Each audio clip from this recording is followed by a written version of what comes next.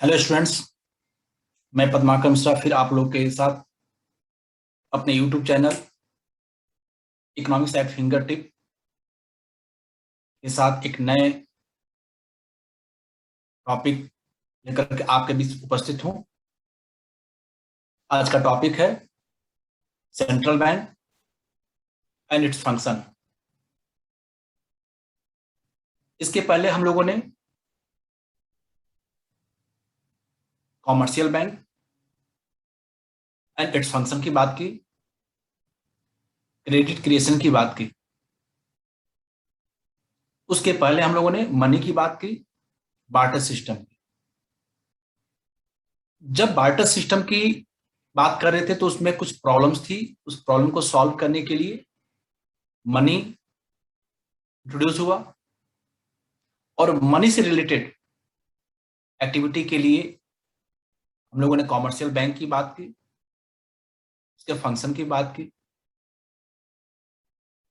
लेकिन अब ये नया प्रश्न अराइज होता है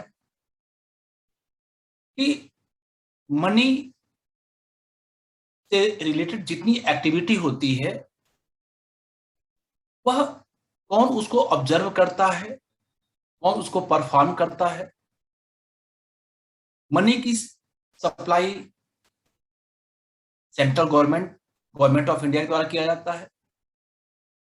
लेकिन जितनी भी मॉनेटरी एक्टिविटी होती है उससे रिलेटेड जितनी भी पॉलिसी बनेगी वह उस कंट्री का अपेक्स मॉनेटरी अथॉरिटी बनाता है और हर एक कंट्री में उस कंट्री की मॉनेटरी एक्टिविटी को परफॉर्म करने के लिए,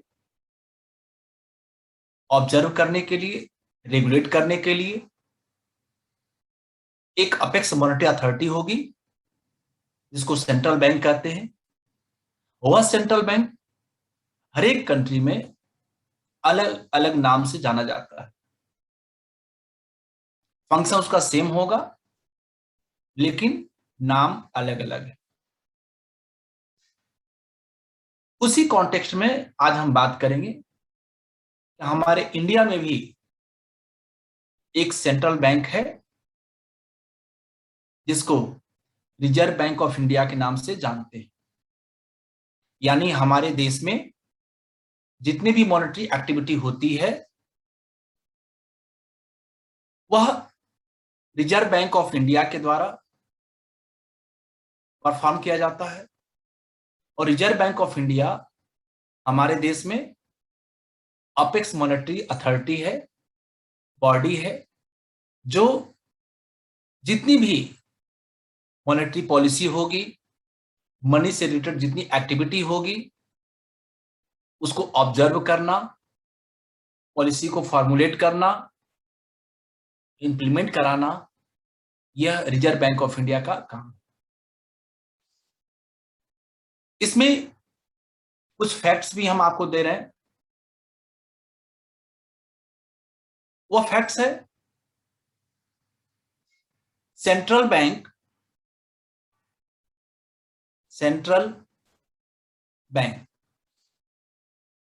इंडिया में जो सेंट्रल बैंक है इन इंडिया उसको हम लोग कहते हैं सेंट्रल बैंक ऑफ इंडिया। वो सेंट्रल बैंक ऑफ इंडिया कौन है इंडिया में? तो वह है reserve Bank of India. Reserve Bank of India यानी कि सेंट्रल बैंक ऑफ इंडिया इस अपेक्स मॉनेटरी अथॉरिटी को कहते हैं, वह है reserve Bank of India, short में कहेंगे RBI. Reserve Bank of India यह अपने इंडिया का सबसे बड़ा मॉनेटरी अथॉरिटी है जो मनी से रिलेटेड जितनी भी एक्टिविटी होती है उसको ये परफॉर्म करता है। यानी कि सेंट्रल बैंक कौन है? अब आपसे कोई पूछे कि भाई सेंट्रल बैंक क्या है, सेंट्रल बैंक को कैसे डिफाइन करोगे? रिजर्व बैंक ऑफ इंडिया को तो हम नहीं कहेंगे। सेंट्रल बैंक की बात करेंगे क्योंकि यही अपेक्स मॉनेटरी अथॉरिटी है। तो सेंट्रल बैंक को डिफाइन करने के लिए आप यूज करेंगे कि central bank is an apex authority body that controls, operates, regulates, and direct the entire banking and monetary structure of the country। फिर से सुन लो बेटा, सेंट्रल बैंक क्या है? तो central bank is an apex authority और body that controls, operates, regulates, and directs the entire banking and monetary structure of the country। Central bank एक apex authority है, body है जो कंट्रोल करता है, ऑपरेट करता है, रेगुलेट करता है और डायरेक्ट करता है, यानी कि दिशा निर्देश जारी करता है किस चीज के लिए? जो भी हमारा बैंकिंग स्ट्रक्चर है,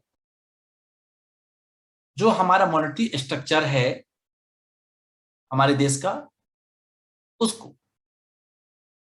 इसमें हम लोगों ने क्या देखा कि सेंट्रल बैंक क्या करेगा? तो वह कंट्रोल करेगा। क्या कंट्रोल करेगा भाई? कंट्रोल करेगा। क्या करता है कंट्रोल? मनी से रिलेटेड जितने भी एक्टिविटी है जो इसको ऑपरेट करने के लिए लोग लगे हुए हैं। कौन लगा है? फिनेंशियल इंस्टीट्यूशंस है, बैंकिंग स्ट्रक्चर है, ऑपरेट करता है, ऑपरेट्स, रेगुलेट्स,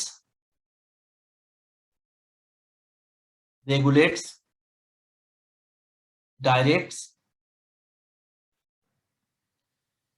क्या चीज? तो बैंकिंग स्ट्रक्चर,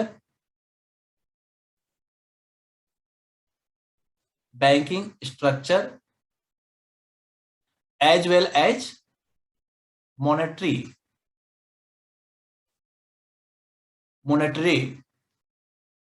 स्ट्रक्चर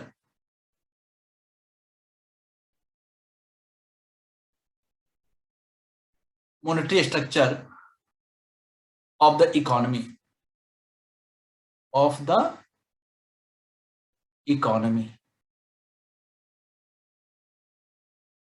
ये जो डेफिनेशन है बेटा, ये हर एक कंट्री के सेंट्रल बैंक के लिए, ये सेंट्रल बैंक का काम फंक्शन यही है ही, इसमें यही मेन चीज है।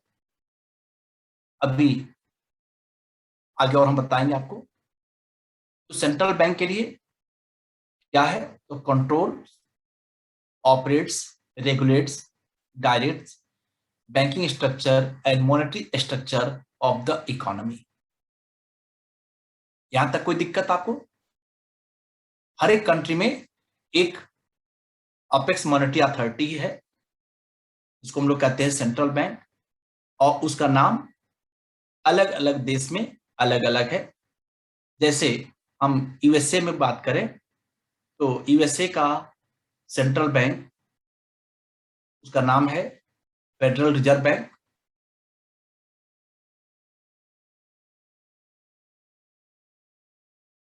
इंडिया में है रिजर्व बैंक ऑफ इंडिया। अब हम बात करेंगे इंडिया में central bank reserve Bank of India है, यानी आप कहेंगे कि इंडिया में जो अपेक्स मॉनेटरी अथॉरिटी है उसको रिजर्व बैंक ऑफ इंडिया कहते हैं, यानी आरबीआई क्या है?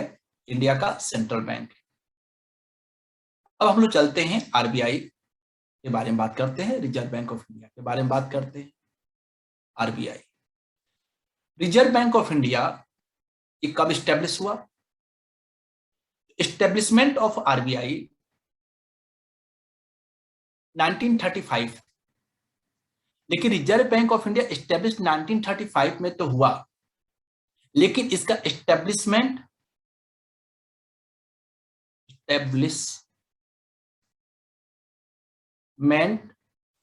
ऑफ आरबीआई, यह एक एक्ट के थ्रू हुआ। वह एक्ट क्या था? RBI act 1934। Reserve Bank of India establish हुआ किस एक्ट के थ्रू? 1934। और एस्टेब्लिश कब हुआ?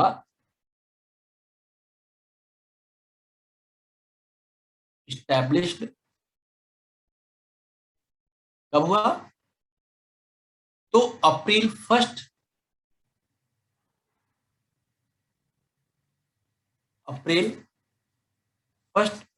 1935। 1 अप्रैल 1935 को reserve Bank of India establish हुआ, काम करना शुरू किया। अब आपसे क्वेश्चन पूछा जाता है कि आरबीआई किस एक्ट के थ्रू एस्टेब्लिश हुआ था? तो अधिकांश लोग गलती कर बैठते हैं, 1935 ऑप्शन में रहता भी है। आरबीआई एस्टेब्लिश हुआ था 1935, लेकिन इसके लिए जो एक्ट बना था, जो काम चल रहा था, वो पहले से था। और जब उसकी शुरुआत हुई तो उस एक्ट का नाम था 1934, आरबीआई एक्ट 19। क्लियर हो गया? आरबीआई कब एस्टेब्लिश हुआ? पूरा डेट याद रखिए, अप्रैल 1 1935 को। लेकिन ये किस एक्ट के तहत एस्टेब्लिश हुआ था? वह है 1934। जब आरबीआई के एस्टेब्लिशमेंट की बात हो रही थी तो उसके लिए एक कमिटी बनी थी जिसने ये रिकमेंड किया कि अपेक्स मॉनेटरी अथॉरिटी होना चाहिए इंडिया में। उस कमिटी का नाम था हिल्टन यंग कमीशन। क्या था? Hilton young commission. Hilton young commission. ये कॉम्पिटिटिव एग्जाम में भी क्वेश्चन पूछा जाता है कि रिजर्व बैंक ऑफ इंडिया किस कमिटी के रिकमेंडेशन पे एस्टेब्लिश हुआ था आरबीआई? Hilton young. कौन सा? हिल्टन यंग कमीशन के रिकमेंडेशन पे अप्रैल 1 1935 को आरबीआई एस्टेब्लिश हुआ। और किस एक्ट के थ्रू हुआ? RBI act 1934। अब एक क्वेश्चन पूछा जाता है कि इसके पहले क्या मॉनेटरी सिस्टम नहीं था? हाँ। उस सिस्टम को कौन ऑपरेट कर रहा था? तो जो ऑपरेट करने वाले अथॉरिटी थी वह थी इंपीरियल बैंक। इंपीरियल बैंक ही उस एक्टिविटी को ऑपरेट कर रही थी, देख रही थी। लेकिन 1935 में हिल्टन यंग कमीशन के रिकमेंडेशन पे रिजर्व बैंक ऑफ इंडिया की स्थापना हुई, एस्टेब्लिशमेंट हुआ। और इसके पहले governor, first governor of RBI कौन हुए? उनका नाम था ऑसबॉर्न स्मिथ। Osborne Smith. यानी कि यह अप्रैल 1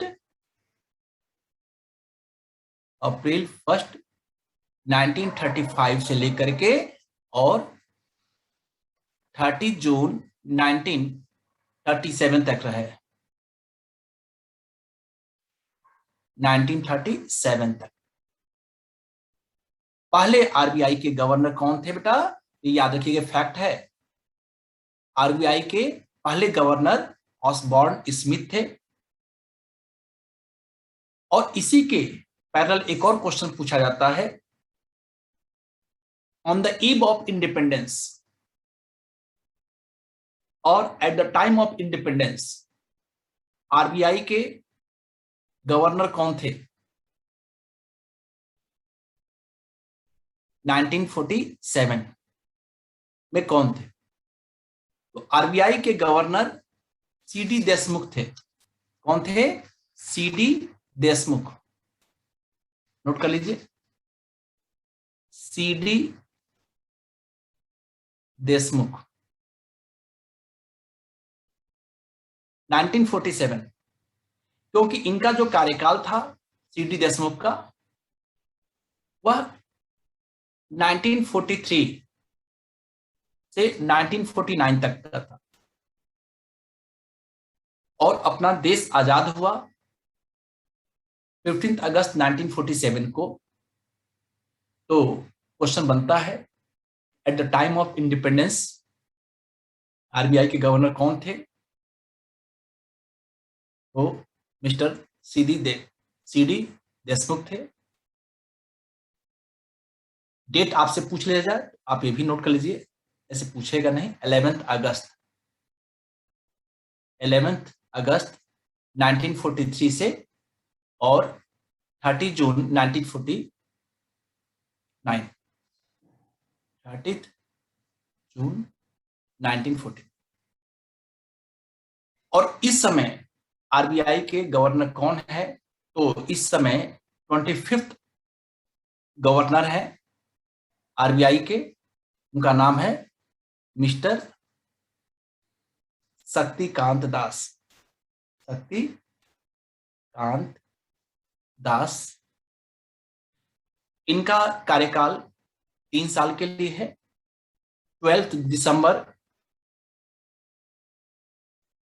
2018 को यह आरबीआई के गवर्नर बने। इन्होंने अपना काम संभाला और 3 साल तक रहेंगे। उस हिसाब से इनका जो कार्यकाल होगा, इनका जो टेन्योर है, वो 3 इयर्स का कंप्लीट होगा 12 दिसंबर 2021। यहां तक कोई दिक्कत? आरबीआई के गवर्नर का जो टेन्योर है, कार्यकाल है, वो 3 साल का होता, 3 इयर्स का होता है। और इस समय 25th RBI governor mister Shaktikanta Das sir हैं, जिनका कार्यकाल 12 दिसंबर 2018 से 12 दिसंबर 2021 के लिए है। अब हम लोग बात करते हैं, ये तो था आरबीआई के एस्टेब्लिशमेंट की। एक पॉइंट और नोट कर लीजिए, आरबीआई जिस समय एस्टेब्लिश हुआ था वह प्राइवेट ओनरशिप के फॉर्म में था। यानी कि 1935 में आरबीआई एस्टेब्लिश हुआ तो वह प्राइवेट ओनरशिप के फॉर्म में था। लेकिन 1949 आरबीआई नेशनलाइज्ड ऑन जनवरी 1, 1949। यानी जिस समय आरबीआई नेशनलाइज हुआ उस समय गवर्नर कौन थे? उस समय भी मिस्टर सीडी देशमुख थे। जब देश आजाद हुआ उस समय भी मिस्टर सीडी देशमुख थे, क्योंकि 30 जून को उनका कार्यकाल खत्म हुआ। जबकि 1 जनवरी 1949 को, जनवरी 1, 1949 को आरबीआई नेशनलाइज हुआ। एस्टेब्लिशमेंट आरबीआई का 1935 एंड नेशनलाइजेशन जनवरी 1, 1949। आरबीआई किस एक्ट के थ्रू नेशनलाइज हुआ, एस्टेब्लिश हुआ, सॉरी? तो आरबीआई एक्ट 1934। और आरबीआई कब नेशनलाइज हुआ? जनवरी 1, 1949। यहां तक कोई प्रॉब्लम आप लोग को?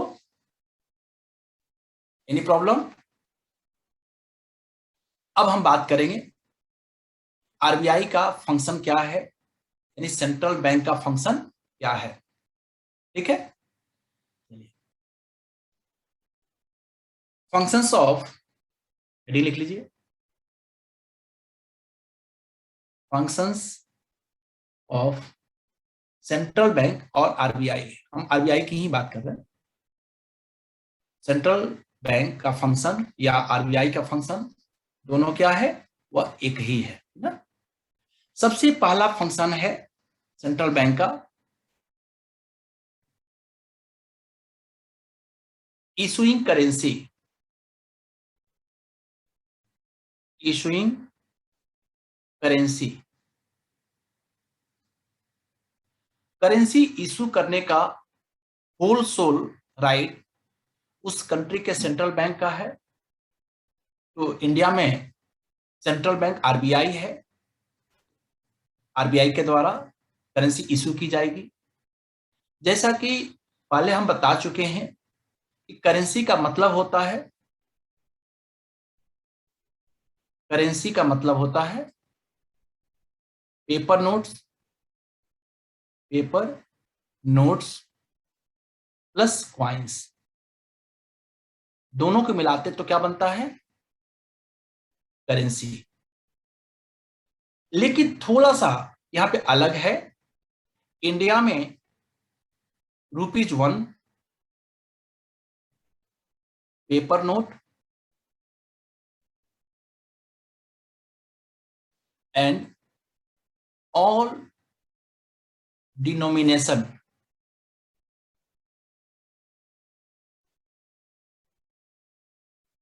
Of coins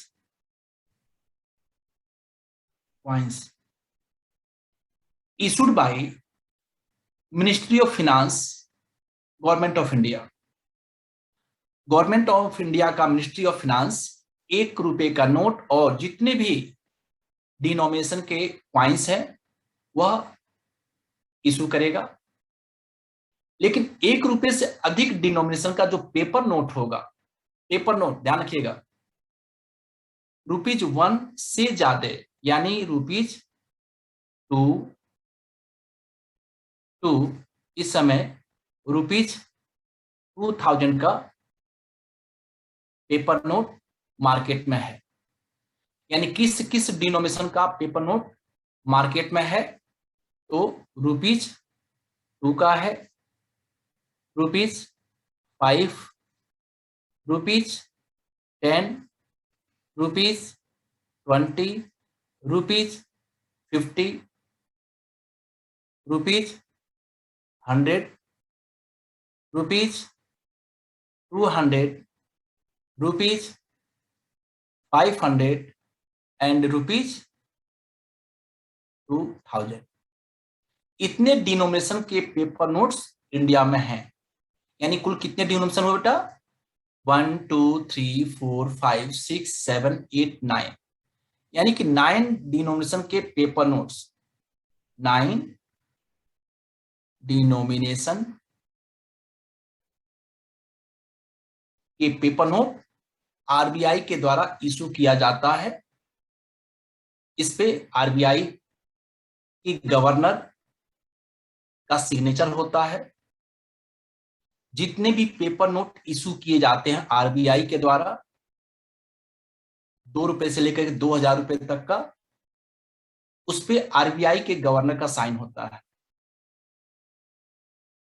governor of RBI, उनका साइन होगा। लेकिन ₹2 से लेकर ₹2000 तक का पेपर नोट की गारंटी कौन देता है, तो central government, guaranteed by central government.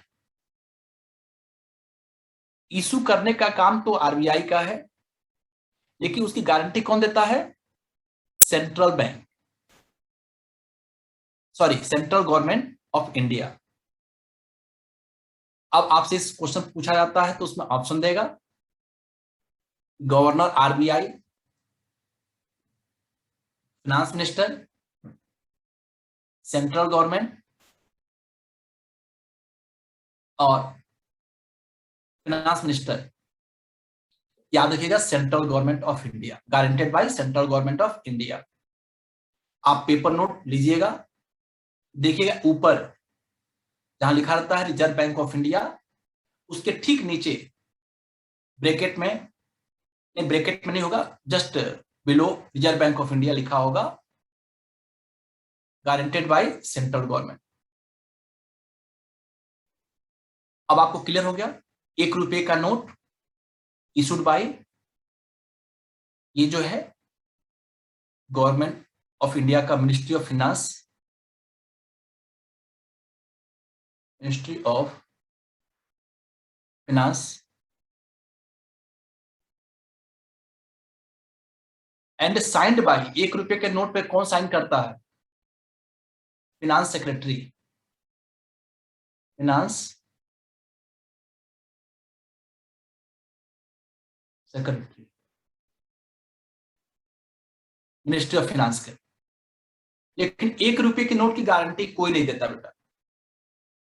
आप देखोगे तो उस पर कहीं नहीं लिखा रहता है कि guaranteed by government of India, नहीं। इशू किया जाता है मिनिस्ट्री ऑफ फाइनेंस के द्वारा, सिग्नेचर होगा फाइनेंस सेक्रेटरी का, लेकिन उसकी गारंटी कोई नहीं देता है। और उस पर यह भी नहीं लिखा होता है कि मैं धारक को 1 रुपए अदा करने का वचन देता हूं। वहां पे कहीं पे भी नहीं होता है कि मैं धारक को 1 रुपए अदा करने का वचन देता हूं। जबकि आप देखेंगे 2 रुपए से लेकर के और 2000 रुपए तक का पेपर नोट पे लिखा रहता है कि मैं धारक को जो भी डिनोमिनेशन का वो पेपर नोट है उसको अदा करने का वचन देता हूं। आरबीआई के गवर्नर का साइन होता है। यहां तक कोई दिक्कत नहीं। अब इसमें एक बात और मैं आप लोग को समझा दूं कि जो रिजर्व बैंक ऑफ इंडिया के द्वारा पेपर नोट इशू किया जाता है वह किस सिस्टम पे होता है? तो वह सिस्टम है मिनिमम रिजर्व सिस्टम। क्या है? Minimum reserve system. यानी आरबीआई जो भी नोट इशू करेगा, पेपर नोट इशू करेगा, वह मिनिमम रिजर्व सिस्टम के बेसिस पे करता है। वह मिनिमम रिजर्व सिस्टम कितना है इंडिया में? वह है रुपीज 200 करोड़ का, 200 करोड़ का वह अपने पास रिजर्व रख करके नोट इशू करेगा। लेकिन ये 200 करोड़ का रिजर्व कैसे होगा? इसके दो पार्ट हैं। 115 करोड़, 115 करोड़ रुपए का क्या होगा? ये गोल्ड होता है। और 85 करोड़ क्या होता है? ये गवर्नमेंट सिक्योरिटीज होता है, गवर्नमेंट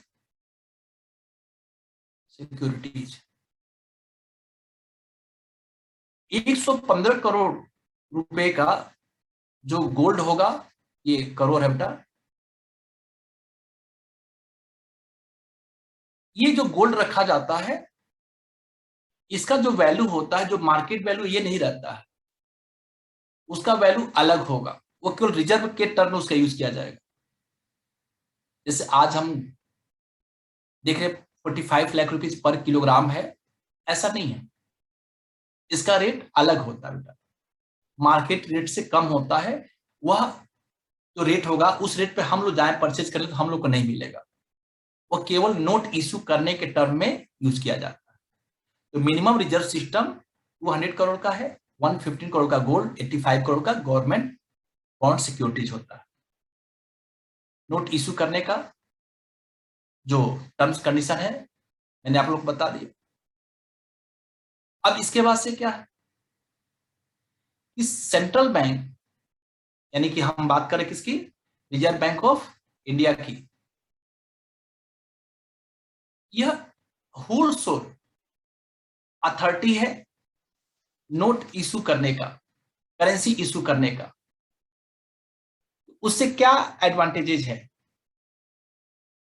पहला तो एडवांटेजेस ये है कि यूनिफॉर्मिटी इन नोट सर्कुलेशन, जो यूनिफॉर्मिटी है नोट सर्कुलेशन की वह बनी रहती है। होलसेल अथॉरिटी होने से क्या एडवांटेज है? It gives to central bank power to influence money supply because currency with public is a part of money supply. जैसा हम लोगों ने पहले पढ़ा था, मनी सप्लाई में M1, M2, M3, M4।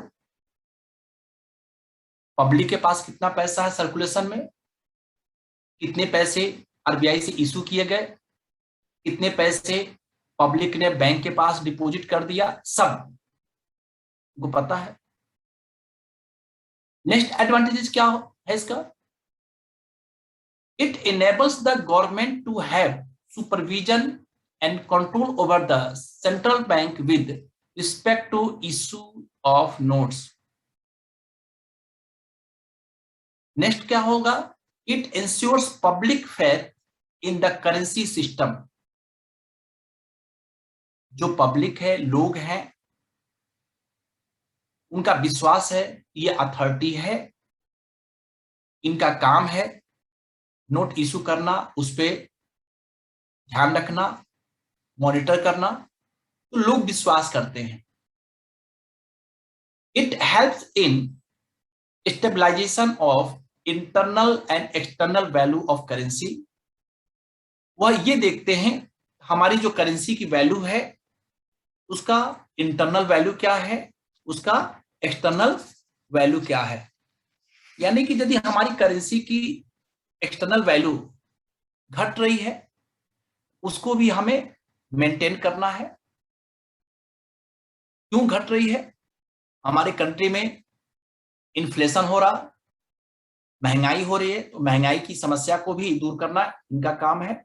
Money के वैल्यू को मेंटेन करना, चाहे वो इंटरनल हो चाहे वो एक्सटर्नल हो। नेक्स्ट फंक्शन क्या है? Bankers to the government. Bankers to the banker to the banker to the government. Government का बैंकर है RBI, central bank. The Reserve Bank of India act as a banker,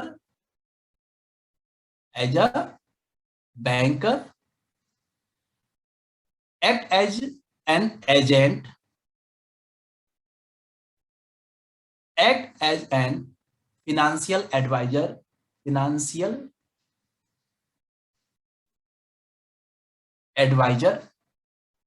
to the central government and all the state government। Central government का तो है ही, साथ साथ state government के लिए भी। कैसे? हम बैंकर क्यों कहते हैं?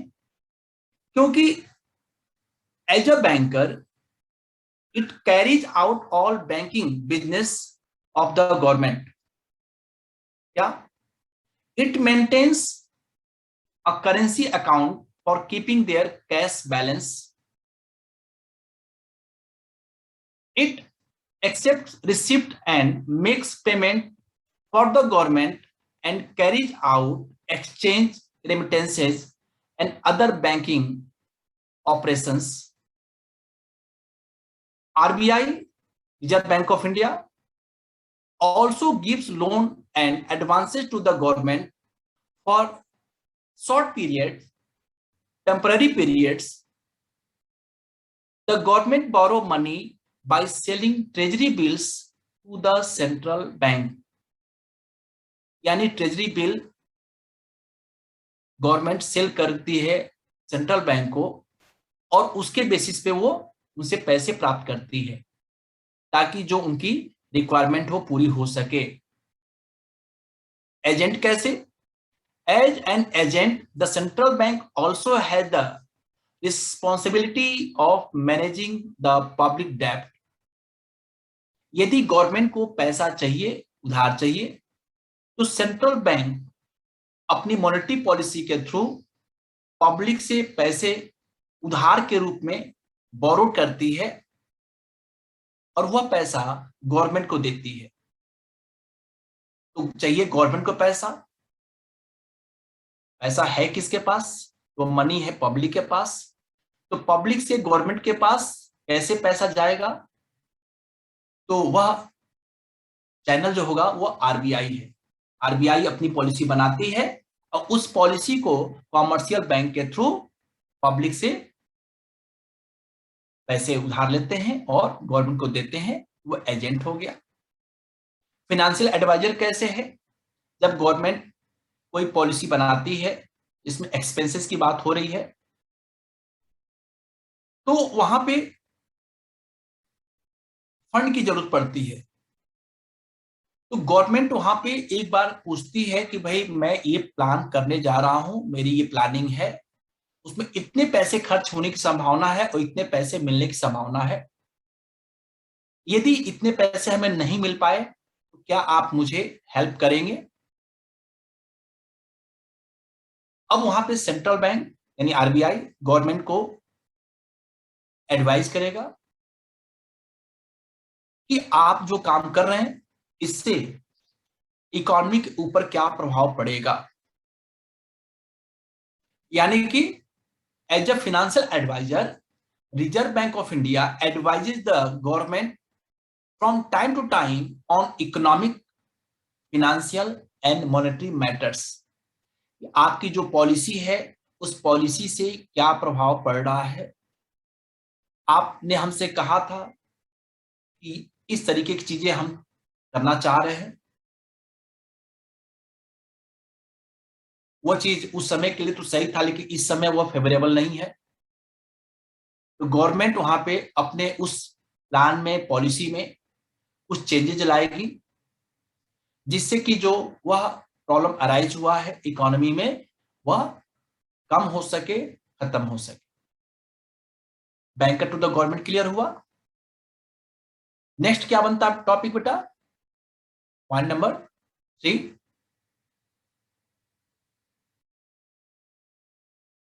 Bankers bank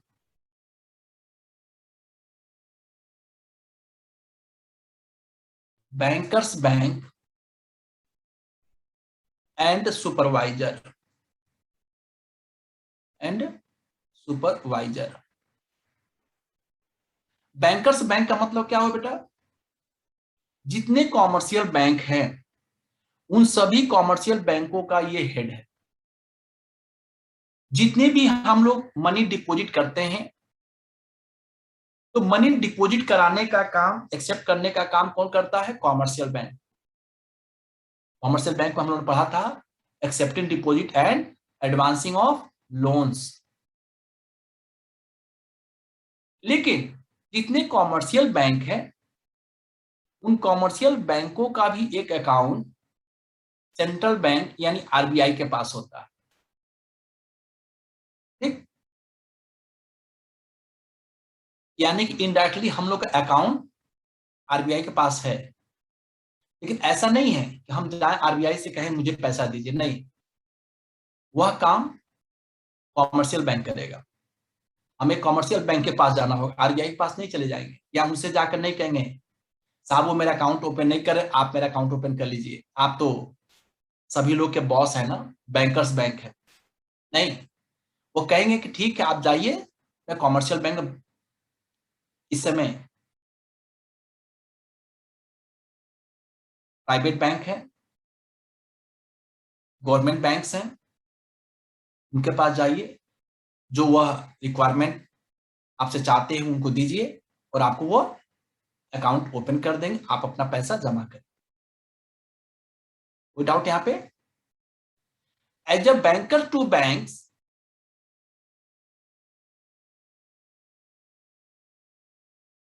the central bank functions three capacities. क्या क्या इसके अंदर बेटा? 3 चीजें आ जाती हैं। पहला, कस्टोडियन ऑफ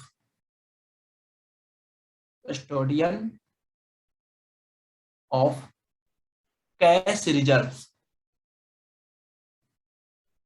कल हमने आपको बताया था कि कॉमर्शियल बैंक के पास जो भी पैसा जमा होता है, प्राइमरी डिपॉजिट जमा होता है, उसका एक minimum amount commercial bank RBI के पास रखता है, जिसको हम लोग कैश रिजर्व रेशियो कहते हैं। कैश रिजर्व रेशियो क्या होगा? तो जो भी रेट सेंट्रल बैंक यानी आरबीआई डिसाइड करती है उस रेट को हर एक कॉमर्शियल बैंक को फॉलो करना पड़ता है। अब वह जो रेट होगा, यदि मान लेते हैं 10% है, तो यदि बैंक में 100 रुपए जमा हुआ, इनिशियल डिपॉजिट, प्राइमरी डिपॉजिट ₹100 हुआ, उसका 10% कितना होगा? 10 रुपीज होगा। और 10 रुपीज कॉमर्शियल बैंक आरबीआई के पास जमा कर दी, वह हुआ custodian of cash reserve. Clear हुआ? और क्या होगा बेटा? Lender of last resort, lender of the last resort, अंतिम ऋणदाता भी यही है। जब कॉमर्शियल बैंक लोन देने की कैपेसिटी उसके पास नहीं बच जाती है, जबकि कॉमर्शियल बैंक का ये फंक्शन है advancing of loan, primary function है एडवांसिंग ऑफ लोन्स, लेकिन वह लोन देने की क्षमता नहीं मेंटेन कर पाया, वह कोशिश करता है कि जो उसके और भी ब्रांचेज हैं उनसे ले करके उसको मिट आउट कर ले। लेकिन जब उससे भी नहीं हो पाता है तो फाइनली वो किसके पास जाता है? वो जाएगा आरबीआई के पास। जैसे आप लोग की बात है, आपको कोई टॉपिक नहीं समझ में आता है, आप सबसे पहले किससे कहते हैं? एक चैनल क्या है? तो आप अपनी समस्या को सबसे पहले सब्जेक्ट टीचर से कहते हैं। सब्जेक्ट टीचर आपकी प्रॉब्लम को सॉल्व करेंगे। आपने हमसे कोई बात कही और हम आपकी बात को, आपके रिक्वेस्ट को हमने सुन लिया, लेकिन अभी हमारे पास समय नहीं है, तो मैंने कुछ समय के लिए आपको बोला कि बेटा ये प्रॉब्लम मैं आपको 2 दिन बाद समझा दूंगा, मैं आपको फोन करके समझा दूंगा, मैं आपको व्हाट्सअप करके समझा दूंगा, मैं आपको ये चीज अलग वीडियो बना करके ग्रुप में डाल दूंगा। ये हो सकता है। लेकिन मैंने देखा, मैंने मतलब आप स्टूडेंट हैं, आपने देखा कि आपकी प्रॉब्लम 1 सप्ताह हो गया अभी तक सॉल्व नहीं हुआ, तो आप अपनी प्रॉब्लम क्लास टीचर से कहते हैं। क्लास टीचर उस प्रॉब्लम को क्या करेंगे? क्लास टीचर सब्जेक्ट टीचर से कहते हैं कि एक बच्चे की प्रॉब्लम है, उसको देख लीजिए। तो अब उनको याद आ जाएगा, ओ मुन्नू ने तो मुझे ये प्रॉब्लम बताई थी, वह सॉल्व कर दे। लेकिन 7 डेज हो गए, उस पर भी कोई एक्शन नहीं हुआ, तब आप क्या करते हैं? आप प्रिंसिपल ऑफिस जाते हैं, वहां पे रिक्वेस्ट करते हैं, सर मैंने अपनी प्रॉब्लम सब्जेक्ट टीचर को बताया, मैंने अपनी प्रॉब्लम क्लास टीचर को बताया, बट हमारी प्रॉब्लम अभी तक सॉल्व नहीं हुई। तो फिर प्रिंसिपल मैम उस प्रॉब्लम को क्लास टीचर के थ्रू, सब्जेक्ट टीचर के थ्रू सॉल्व करा। ऐसे ही लेंडर ऑफ लास्ट रिजल्ट, जब कहीं से कोई ऑप्शन नहीं मिलता है, जो फंड की रिक्वायरमेंट है पूरी नहीं हो पाती है, जिससे वो जो लोन देना चाहते हैं वो पूरा हो, तो वह फाइनली किसके पास जाते हैं? आरबीआई के पास। यानी when commercial bank fail to meet their financial requirement from other sources, that is in case of financial emergency, they approach the central bank to give loans and advances as lender of the last resort. Central bank assist these banks through discounting of approved securities and bills of exchange. कि आओ भाई मैं आपको पैसे दे रहा हूं, लेकिन इस चैनल के थ्रू दूंगा। आपका जो बिल्स ऑफ एक्सचेंज होगा उसके थ्रू, आप जो बिल्स ऑफ एक्सचेंज लाएंगे उसकी डिस्काउंटिंग करेंगे, यानी उसमें कुछ कटौती करेंगे, कुछ कमीशन उस पे से हम काट लेंगे, जिसको हम लोग कहते हैं बैंक रेट। अभी आगे हम बताएंगे आपको। डिस्काउंटिंग हुआ, उसके थ्रू पैसा मिलेगा कॉमर्शियल बैंक को, और कॉमर्शियल बैंक पब्लिक को लोन देगा। ये पॉइंट हुए। इसमें एक और पॉइंट आपने ऐड किया है सुपरवाइजर का। As a supervisor, central bank regulate and controls the commercial banks. कि जो हम पॉलिसी बना रहे हैं, मॉनेटरी पॉलिसी बना रहे हैं, आप उसको प्रॉपरली फॉलो कर रहे या नहीं। द रेगुलेशन ऑफ बैंक्स में be related to their licensing, branch expansion. जो ब्रांच एक्सपेंशन होगा आपका, हमारी 4 ब्रांचेज है, 10 ब्रांचेज है, हम और भी ब्रांचेज खुलना चाहते हैं, उसके लिए भी आपको जो रिजर्व बैंक ऑफ इंडिया के गाइडलाइंस है उसको आपको पूरा करना होगा। तो ब्रांच एक्सपेंशन के लिए भी आपको लाइसेंस लेना पड़ेगा, क्या रिक्वायरमेंट है या नहीं है। Liquidity of assets management, merging, winding up etcetera, इस सब चीजों को सेंट्रल बैंक ऑब्जर्व करता है, सुपरवाइज करता है। The control is exercised by periodic inspection of banks and the returns filed by them। Periodic check होता है कि आपकी जो जिम्मेदारी है, आपको जो रिटर्न फाइल करना है, सब चीजें हो रहा या नहीं। यदि वहां पे नहीं होगा तो फिर वो जो भी एक्शन लेना होगा वो लोग लेंगे। क्लियर हुआ? तो ये कॉमर्शियल बैंक की जितनी एक्टिविटीज हैं, जो होना चाहिए, जो सेंट्रल बैंक का गाइडलाइन है, उसको ये पूरा कर रहे हैं या नहीं।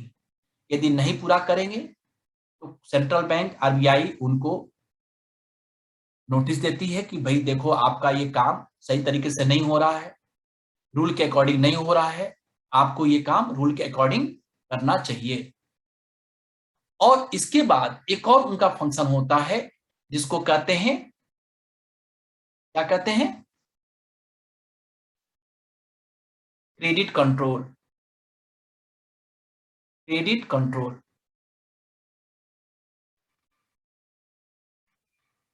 Control of credit.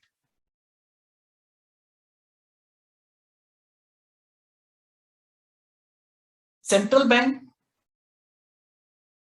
पैसे देने के लिए कॉमर्शियल बैंक को एक मीडिएटर बना रखा है कि हम यहां से जो भी करेंसी इशू करेंगे आपके थ्रू ही मार्केट में जाएगा। जो पब्लिक के पास करेंसी है, पब्लिक आपके पास पैसे जमा करेगी, और जब लोन देना होगा तो आपको ही देना होगा। देखिए, जो रूल्स है, रेगुलेशंस है, जो नॉर्म्स है मनी जमा करने का या एडवांसिंग ऑफ लोन्स का, क्या वो प्रॉपर चैनल से हो रहा या नहीं। जब वह प्रॉपर चैनल से, प्रॉपर तरीके से नहीं होता है, तो वहां पे central bank, reserve Bank of India अब क्रेडिट को कंट्रोल करती है। क्रेडिट क्रिएशन का काम तो कॉमर्शियल बैंक ने किया, वहां पर कॉमर्शियल बैंक से नहीं पूछा भाई आप क्यों ऐसा करो, आप करो, कोई दिक्कत नहीं है। लेकिन जब देखा कि यहां पर प्रॉब्लम हो रही है, तो कंट्रोल करने का काम, क्रेडिट कंट्रोल करने का काम किसका है? तो वह है सेंट्रल बैंक का, वह है आरबीआई का। जैसे आप लोग के साथ होता है, आप अपना फ्रेंड बनाते हो तो मम्मी पापा से पूछते हो कभी कि मम्मी पापा, मैं अपना फ्रेंड इस के साथ अपना दोस्ती करना चाहता हूं, करना चाहती हूं? आपने तो कभी नहीं पूछा, आपने अपना दोस्त बना लिया। लेकिन आपके इतने दोस्त बन गए कि दोस्तों के आने से, दोस्तों के फोन करने से आपकी पढ़ाई नुकसान हो रही है, और अब आपके पेरेंट्स देख रहे हैं उस चीज को, तो मम्मी पापा आपसे यही कहते हैं कि बेटा दोस्ती कम कर दो। आप मान गए तो ठीक है, नहीं माने तो पापा क्या करते हैं, आपका मोबाइल जब्त कर लेते हैं। वह मोबाइल फोन मम्मी अपने पास रख लेती हैं। और जब आपके दोस्त का फोन आता है तो मम्मी कहती हैं अभी वो पापा के साथ बाहर गया है, पापा के पास फोन आया। भाई पापा के पास फोन आएगा नहीं, हिम्मत तो है नहीं, पापा के पास फोन करेंगे, अंकल मुन्नू कहाँ है, पापा के साथ गया, क्योंकि फोन तो है मम्मी के पास। और तुम दोस्त हो, तुमको मम्मी पापा का नंबर तो तुम रखोगे नहीं, तुमको तो अपने दोस्त का चाहिए, रखो बेटा। तो वहां पे आपके फ्रेंडशिप को कम करने के लिए, आपकी दोस्ती को कंट्रोल करने का काम अब मम्मी पापा कर रहे हैं। आप बाहर आओगे, घंटी बजाओगे तो विंडो के रास्ते मम्मी देख लेती हैं और तुमको घर में भेज देंगी, बेटा भागो भागो अंदर जाओ, मुन्नू अंदर जाओ जाओ, देखो टुन्नू आया है तुमको बुलाने के लिए। मम्मी बहुत आराम से विंडो ओपन करती है और विंडो के रास्ते ही बोल देती हैं, बेटा मुन्नू तो पापा के साथ गया हुआ है, सुबह से आएगा तो मैं बोल दूंगी, मोबाइल छोड़ कर गया है, मोबाइल डिस्चार्ज था, कई बहाने बना देंगी। अब ऐसे बेटा आप 8 दिन 10 दिन आपके साथ होगा, आप क्या कहोगे, अरे ये मोबाइल तो अपना मम्मी को दे देता है और पापा के साथ चला जाता है, फिर कोई मतलब नहीं। तो धीरे धीरे आपकी दोस्ती क्या हो गई, अब कम होने लगी। अब समझ आया? तो दोस्ती करते हो, कोई आपको नहीं बोलता है, दोस्ती करने का काम, यानी यहाँ पे क्रेडिट क्रिएशन करने का काम कॉमर्शियल बैंक का है, लेकिन कंट्रोल करने का काम इसका है, पेरेंट्स का है। तो यहाँ पे जो क्रेडिट कंट्रोल करने का काम किसका है, सेंट्रल बैंक का है, आरबीआई का। कोई दिक्कत यहाँ पे आप लोग को? इसके साथ साथ सेंट्रल बैंक जो फिनेंशियल डेटाज है, स्टैटिस्टिकल डेटाज, उसको कलेक्ट करने का भी काम सेंट्रल बैंक का ही होता है, आरबीआई का होगा। और टाइम टू टाइम जो हमारा मॉनेटरी पॉलिसी है, जो और भी स्टैटिस्टिकल डेटाज हमारे पास मैंने कलेक्ट कर रखा है, उसको weekly, monthly, quarterly, half yearly, annually उसको पब्लिश करना भी सेंट्रल बैंक का काम है। अब समझ आ गया ये क्या है?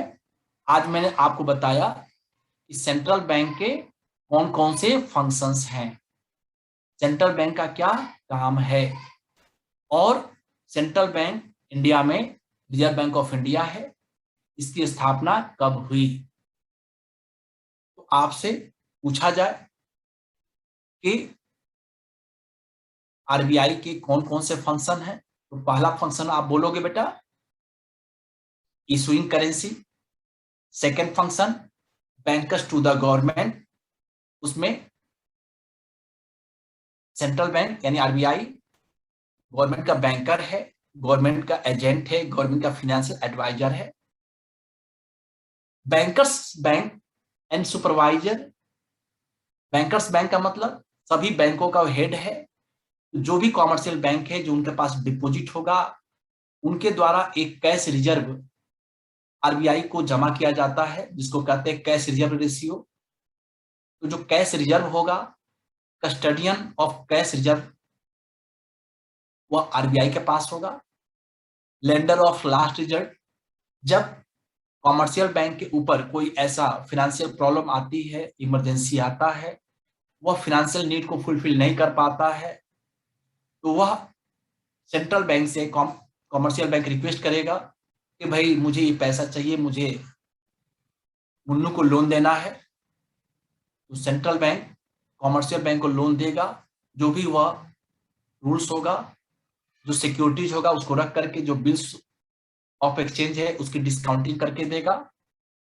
और साथ साथ इसमें एक और पॉइंट है बेटा, आप लोग नोट कर लीजिए, क्लियरिंग हाउस।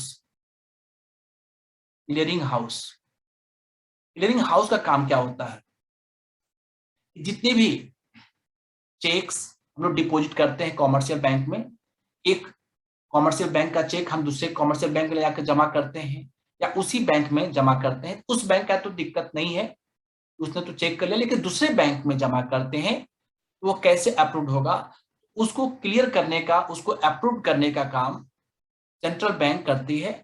और ये सेंट्रल बैंक काम हर एक जिले में अलग अलग बैंकों को दे रखा था, लेकिन अब वो चीजें खत्म हो गया।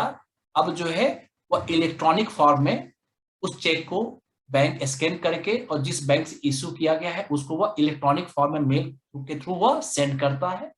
वहां पे भी एक डिपार्टमेंट अलग होता है जो चेक करता है कि हाँ ये चेक इशू हुआ है हमारे बैंक के किसी अकाउंट होल्डर के द्वारा, जो इसमें इंफॉर्मेशन दिया गया है, अमाउंट इसमें भरा गया है, जो साइन हुआ है, जो सब कुछ हुआ, ओके कर लेता है, अप्रूव करता है, तो वह पैसा डिडक्ट हो जाता है आपके अकाउंट से, और जिसने अपने अकाउंट में जमा करने के लिए रिक्वेस्ट किया है वहां पर वो पैसा जमा हो जाए।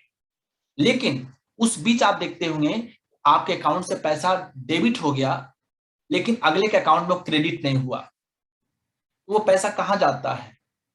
पहले वो पैसा आरबीआई के अकाउंट में जाएगा, फिर आरबीआई वो मेरे अकाउंट में वो क्रेडिट करती है। तो वह वर्क इतना फास्ट होता है कि पता ही नहीं चलता। कभी आप देखेंगे आपके अकाउंट से डेबिट हुआ, मेरे अकाउंट में क्रेडिट हो गया। कभी कभी होता है कि आपके अकाउंट से डेबिट हो गया, पैसा आपके अकाउंट में 10,000 कट गया, लेकिन मेरे अकाउंट में वो अभी जमा नहीं हुआ। तो हम लोग फोन करते, भाई अभी तक पैसा नहीं आया। हम अपना अकाउंट का जो डिटेल होता है स्क्रीनशॉट लेकर के उनको हम भेजते हैं, देखिए भाई मेरे अकाउंट से तो कट गया। फिर ये पैसा कहाँ गया? वो आरबीआई के पास जाता है और आरबीआई वहां से, इतना वो फास्ट वर्क होता है कि पता नहीं चलता। लेकिन कभी कभी जो सर्वर है, जो उनके चैनल्स हैं, थोड़ा सा वो बिजी हो जाता है, इस कारण से वो लेट हो जाता है। तो वहां पे क्लियरिंग हाउस का काम भी सेंट्रल बैंक का है, आरबीआई का है। यानी कि आप कह सकते हैं कि as a central bank hold the cash reserve of all the commercial banks, सब उन्हीं के पास होता है। It becomes easier and more convenient for it to act as their clearing house।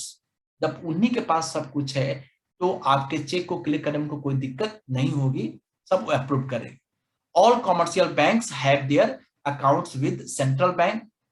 Therefore, the central bank can easily settle claims of various commercial banks against each other by making debit and credit entries in their accounts. And last topic, control of credit, यानी कि जितने भी चीजें आपने वहां पे की, जब वो प्रॉपर सुपरविजन वो करेंगे, चल रहा सही, लेकिन जब मार्केट में कोई प्रॉब्लम आती है तो वहां पे क्रेडिट को कंट्रोल करने का काम डिफरेंट डिफरेंट मेथड से सेंट्रल बैंक द्वारा किया जाएगा। रेट कंट्रोल करने के लिए जो पॉलिसी होगी वो कॉमर्शियल बैंक के थ्रू इंप्लीमेंट कराया जाएगा। अगले वीडियो में मैं आप लोगों को central bank means RBI credit control करने के लिए कौन कौन से मेथड्स यूज करती है वह मैं आप लोगों को समझाऊंगा। आज बस इतना ही। अगली क्लास में हम एक नए टॉपिक के साथ मिलेंगे। टॉपिक होगा controller of money supply and credit, और शॉर्ट में इसको कह सकते हैं credit control by central bank. तो आपका कोई वीडियो मिस ना हो। जिन लोगों ने आज पहली बार हमारे साथ जुड़े, आप हमारे YouTube channel economics eight finger tip को सब्सक्राइब कर लें। नोटिफिकेशन बेल आइकन को आप ऑन कर दें ताकि जैसे वीडियो अपलोड हो आपको पहले पता चल जाए। आप वीडियो को देखें, नोट्स बना लें, आपके लिए बहुत बेनिफिशियल होगा। अपने साथ साथ अपने फ्रेंड्स को भी सजेस्ट करें इकोनॉमिक्स एट फिंगर टिप के साथ जुड़ने के लिए। आप जुड़ो, सब्सक्राइब कर लो, डेली आपको एक नए टॉपिक पे आपको वीडियो मिलता रहेगा। हम लोग का ये मिशन तब सक्सेस होगा जब टर्म 1 का एग्जाम होगा और उसमें जो 40 मार्क्स का एमसीक्यू आएगा, 40 आउट ऑफ 40 हम लोग गेन कर लेंगे। तब हम लोग समझेंगे कि हाँ, हम लोगों ने अच्छे तरीके से अपने पढ़ाई को कंटिन्यू किया। एक बार मैं आप लोग को फिर समझा दूं, जो आज हमसे जुड़े, आपको ये वीडियो और अच्छा तब लगेगा जब इसके पहले वाले वीडियो को देखिए। वो वीडियो आपको तब अच्छा समझ में आएगा जब उसके पहले वाले वीडियो को आप देखें। तो जो जितने भी वीडियोज अपलोड हो रहे हैं उसमें मैंने सीक्वेंस लगा रखा है, L1 L2 L3। Macro economics है तो मैक्रो इकोनॉमिक्स करके है, माइक्रो इकोनॉमिक्स है तो माइक्रो इकोनॉमिक्स। तो आप जितने भी प्रीवियस वीडियोज हैं उसको आप देखें, समझें, और कोई आपको डाउट होता है आप कमेंट बॉक्स में जरूर कमेंट करें। मैं आपके उस कमेंट को अगले वीडियो में शामिल करूंगा, आपके डाउट को दूर करूंगा। जरूरत हुआ तो एक वीडियो बना करके भी उस टॉपिक को मैं फिर से एक्सप्लेन करने का कोशिश करूंगा। आज बस इतना ही, फिर हम आपसे मिलते हैं एक नए वीडियो, नए टॉपिक के साथ अगली क्लास। इसका हेडिंग होगा central bank and credit control. आप अपना ध्यान रखिएगा। Thank you.